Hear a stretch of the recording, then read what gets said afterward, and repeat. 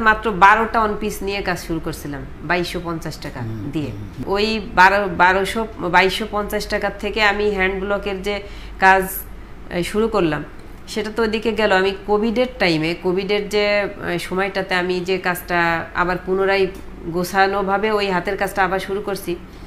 তো আমি মিনিমাম 200 পিচের মতো শাড়ি এই কোভিডের মধ্যে, আর 100 থেকে 150 পিচের মতো 3 পিস, এইগুলা এই যে একটা বছর কোভিডের সময় যে আমাদের স্কুল কলেজ ছুটি ছিল ওই সময়টাতে কাজ করছি। এবং আমার নিজের হাতের একটা যে হ্যান্ড প্রিন্টের যে কাঠের ব্লকের কাজ একটা শাড়ি আমি নিয়ে আসছি এখানে দেখাবো বলে। তো আসলে স্যার মানে মানুষ পারে না এমন কিছু নেই।